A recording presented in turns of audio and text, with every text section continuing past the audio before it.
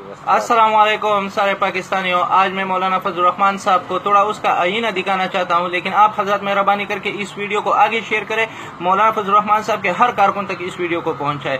सबसे पहले मौलाना फजल रहमान साहब 2 मरतबा बेनज़ीर भुट्टो के साथ रहे, उसके बाद 2 मरतबा नवाज शरीफ के साथ रहे, उसके बाद 9.5 साल जनरल मुशर्रफ के साथ रहे, उसके बाद फिर जरदारी के साथ रहे, उसके बाद फिर नवाज शरीफ के साथ चिमटे, और सबसे बड़ी बात के 2002 से लेके 2007 तक KPK में मौलाना फजल रहमान साहब की हुकूमत रही।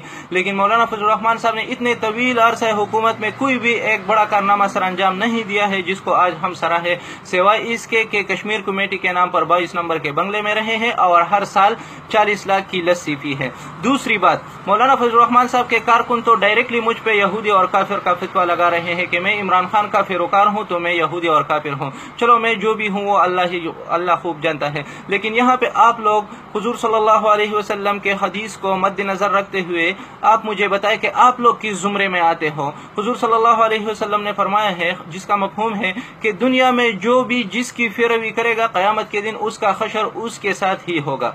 यहाँ पर इस हदीस को हम मद्देनजर रखते हुए देखें तो आजकल मौलाना फजल रहमान साहब पाकिस्तान में खूब TCS की ड्यूटी सर अंजाम दे रहे हैं। जरदारी का पैगाम नवाज शरीफ तक और नवाज शरीफ तक का पैगाम जरदारी तक पहुँचाने का खूब जिम्मेदारी मौलाना ने उठाया है। तो मौलाना फजल रहमान साहब क्या ये नहीं जानते कि जरदारी और नवाज शरीफ चोर है, कातिल है, डाकू है, उन लोगों ने इस मुल्क को लूटा है, उन लोगों ने इस मुल्क का खून चूसा है, या सिर्फ कुछ गरज और लालच के गौज वो इस हदीस पे आंख बंद करके चल रहे हैं।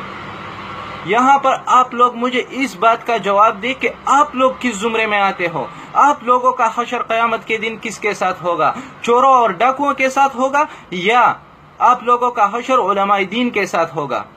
मुझे तो हुजूर सल्लल्लाहु अलैहि वसल्लम के हदीस को देखकर आप लोगों का हशर चोरों और डाकुओं के साथ नजर आ रहा है। इस पर आप लोग जरूर गौर कीजिए। वस्सलाम। पाकिस्तान जिंदाबाद।